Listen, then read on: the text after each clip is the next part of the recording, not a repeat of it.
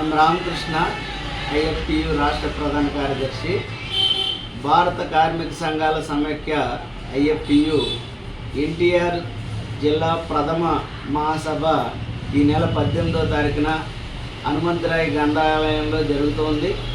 ఈ మహాసభలకి ఎన్టీఆర్ జిల్లా వ్యాప్తంగా ఉన్నటువంటి భవన నిర్మాణ కార్మికులు, ఆటో కార్మికులు, అసంఘటిత రంగ కార్మికులు వీళ్ళంతా కూడా హాజరవుతున్నారు.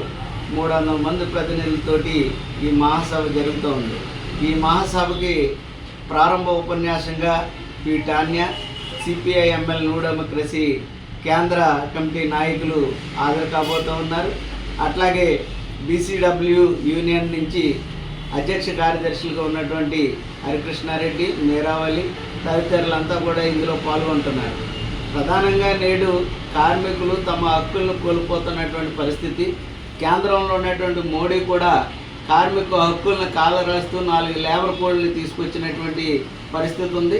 దానికి వ్యతిరేకంగా దేశవ్యాప్తంగా పెద్ద ఎత్తున నిరసనలు తెలియజేసినప్పటికీ కూడా మోడీ కార్పొరేట్ ఎజెండాతో మొండిగా వ్యవహరిస్తున్నటువంటి పరిస్థితి కొనసాగుతున్నటువంటి నేపథ్యంలో ఈ మహాసభలు జరుగుతున్నాయి. రాష్ట్రంలో కూడా అసంఘటిత రంగ కార్మికులు, భవన నిర్మాణ కార్మికులకి ఇసుక లేనటువంటి పరిస్థితి. ఇసుకని రిలీజ్ చేస్తాం, ఫ్రీగా ఇస్తాం అన్నటువంటి చంద్రబాబు నాయుడు ప్రభుత్వం కూడా దాని మీద స్పష్టమైనటువంటి నిర్ణయాన్ని ఇంకా ప్రకటించకపోవడం చాలా దురదృష్టకరం. వరదలు వచ్చి దాదాపుగా కార్మిక వర్గానికి పనులు లేక అతలాకుతమైనటువంటి పరిస్థితి ఉంది. ఈ విపత్తుకు సంబంధించినటువంటి కార్మికుల కుటుంబాలకి ఉపాధి కల్పించవలసినటువంటి ప్రభుత్వం కూడా స్పష్టమైనటువంటి ప్రకటన చేయలేదు. వాళ్ళ కుటుంబాలకు కూడా ₹1,00,000 చెప్పిన ఆర్థిక సహాయాన్ని అందించాలని ఐఎఫ్టియుగా డిమాండ్ చేస్తున్నాం. అలాగే ఇసుకని వెంటనే రిలీజ్ చేయాలని చెప్పేసి కూడా డిమాండ్ చేస్తూ ఉన్నాం.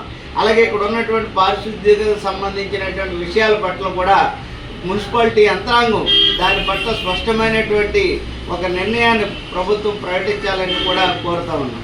అట్లాగే ఈ మధ్యకాలంలో ఎన్టీఆర్ జిల్లాలో ఫ్యాక్టరీలో జరుగుతున్నటువంటి కార్మికుల మరణాలు, కోరీల్లో జరుగుతున్నటువంటి మరణాలు, దీని పట్ల కోరీ యాజమాన్యాలు కోరీల నిర్వహణ ప్రమాణాలు పాటించకుండా సేఫ్టీ రూల్స్ని అధిగమించి వాళ్ళ లాభార్జన కోసం చేస్తున్నటువంటి కుట్రలు ఏవైతే ఉన్నాయో దానికి సంబంధించినటువంటి కార్మిక శాఖ తక్షణమే వాటి మీద పూర్తి స్థాయిలో ఎంక్వైరీ చేయాలని చెప్పేసి అని కోరుతా ఉన్నాం. అలాగే ఆల్ట్రాటెక్ సిమెంట్ ఫ్యాక్టరీ కానీ, వైజాగ్లో జరిగినటువంటి ఫ్యాక్టరీలో మరణాలు కానీ వీటి మీద కాకుండా సమగ్రమైనటువంటి సర్వేలు నిర్వహించాలని చెప్పేసి అని సిట్టింగ్ జడ్జి చేత విచారణ చేయాలని చెప్పేసి అని కోరుతా ఉన్నాం. మరోవైపు విశాఖ ఉక్కు ఆంధ్రుల హక్కు, విశాఖ ఉక్కు కోసం 32 మంది బలిదానాలు చేసి సాధించుకున్నటువంటి విశాఖ ఉక్కుని ఈరోజు చంద్రబాబు నాయుడు ప్రభుత్వం కూడా కేంద్రంతో పాటు కలిపి ఈరోజు ప్రైవేటీకరణ చేయడానికి పూనుకుంటూ ఉంది. దాన్ని ఆపుకోవాల్సినటువంటి నిలుపుకోవాల్సినటువంటి కర్తవ్యం కార్మిక వర్గంపై ఉందని చెప్పేసి అని ప్రజలంతా కూడా ఈ విశాఖ ఉక్కును పరిరక్షించుకోవాల్సినటువంటి అవసరం ఉందని కూడా ఈ సందర్భంగా తెలియజేస్తూ ఈ మహాసభలు జయప్రదం చేయాలని చెప్పేసి ఐఎఫ్టియుగా కార్మిక లోకానికి పిలుపునిస్తా ఉన్నాం.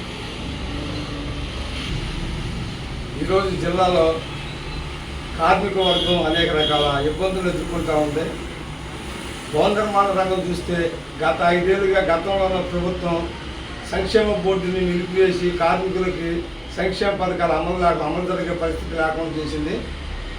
ప్రస్తుతం వచ్చిన ప్రభుత్వం కూడా ఇంతవరకు సంక్షేమ బోర్డు మీద ఎటువంటి ప్రకటన చేయలేదు. దాంతోపాటు ఇసుక క్వారీలు తెరిపించి ఇసుకను ఉచితంగా ఇస్తామని చెప్పారు. ఇసుక డంపింగ్ యార్డ్ నుంచి ఇవ్వడం వల్ల గతంలో ఏ రకమైతే రేటు ఉందో అదే రకంతోనే ఇసుక ఇప్పుడు సప్లై అవుతుంది. అట్లాగే వాళ్ళ ఆటో కార్మికులను తీసుకుంటే ఆ పెట్రోల్ డీజిల్ ధరలు తగ్గించే పరిస్థితి లేదు. వాళ్ళకి పోలీసుల దగ్గర నుంచి అనేక రకాల ఇబ్బందులు ఎదుర్కొనే పరిస్థితి. అట్లాగే అసంఘటిత రంగంలో కూడా కొన్ని కోడల్లో కార్మికులు మన ఈ మధ్య జిల్లాలో దాదాపుగా 10 మంది ప్రమాద బారిన పడి చనిపోయిన సందర్భాలు ఉన్నాయి. అక్కడ ఆల్టర్నేటివ్లో కలెక్టర్ గారి చొరవతో ₹50 లక్షల నష్టపరిహారం అందింది అక్కడ కార్మికుడికి.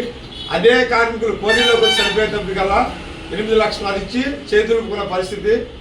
కోడీల్లో కానీ ఫ్యాక్టరీల్లో కానీ కార్మికులు ప్రమాదాల బారిన పడకుండా ప్రమాదానికి సంబంధించిన సేఫ్టీ పరికరాలు ఇవ్వకుండా పనులు చేయించిన పరిస్థితులు ఉన్నాయి. అటువంటి క్వారీలను కానీ ఫ్యాక్టరీలు కానీ ప్రభుత్వం తనిఖీలు నిర్వహించి తక్షణమే మూసివేయాలి. అట్లాగే కార్మిక చట్టాల ప్రకారంగా కార్మికులకి కనీస వేతనాలు అమలు చేయాలి. ఏదైతే కేంద్ర ప్రభుత్వం వచ్చి 4 లేబర్ కోడ్లు అమలు చేయబోతుందో ఆ 4 లేబర్ కోడ్ని తక్షణమే రద్దు చేయాలని, ఇటువంటి కార్మిక సమస్యలన్నీ కూడా పరిష్కరించి రాబోయే రోజుల్లో కార్మిక వర్గం సమస్యల పరిష్కారం కోసం జరుపుతున్న IFTU ఎన్టీఆర్ జిల్లా మొదటి మహాసభలను జిల్లాలో ఉన్న అసంఘటిత రంగ కార్మికులందరూ కూడా జయప్రదం చేసి ఈ మహాసభల్లో కార్మికుల సమస్యలపై పలు తీర్మానాలు చేసి రాబోయే రోజుల్లో కార్మికుల సమస్యల పరిష్కారం కోసం కృషి చేసే దానికోసం ఈ మహాసభలను కార్మికులందరూ జయప్రదం చేయాలని చెప్పని ఎన్టీఆర్ జిల్లా బిల్డింగ్ కన్స్ట్రక్షన్ వర్కర్స్ యూనియన్ IFTUగా మేము తెలియజేస్తున్నాం.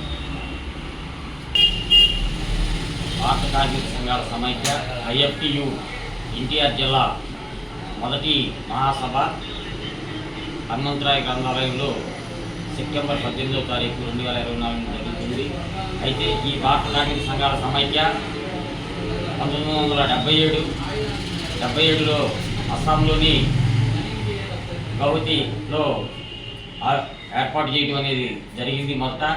అక్కడి నుంచి ఈ రోజున దేశవ్యాప్తంగా కూడాను సంఘటిత కార్మికులు అసంఘటిత కార్మికుల సమస్యల మీద పెద్ద ఎత్తున కార్మిక హక్కుల కోసం కార్మికుల యొక్క చట్టాల కోసం అనేక పోరాటాలు చేసి విజయాలు సాధించినటువంటి సంస్థ ఒక విప్లవ కార్మిక సంఘం భారత కార్మిక సంఘాల సమైక్య.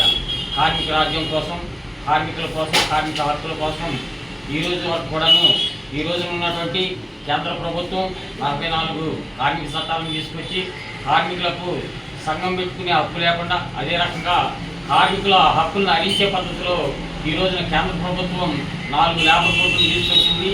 దానికి ఈ రోజున ఉన్నటువంటి రాష్ట్ర ప్రభుత్వాలు కూడాను వాళ్ళు అధికారంలో వచ్చే వరకు కూడాను కార్మికుల పక్షాన్ని నిలబడతాము, కార్మిక హక్కులు కాపాడుతాము, కార్మికుల శ్రేయస్ కోసం పనిచేస్తామని చెబుతూ ఇవాళ కేంద్ర ప్రభుత్వం ఏదైతే 44 చట్టాలను 4 కోట్లుగా చేసిందో దానికి వ్యతిరేకంగా ఇవాళ ఈ రాష్ట్ర ప్రభుత్వాలు మాట్లాడటం లేదు.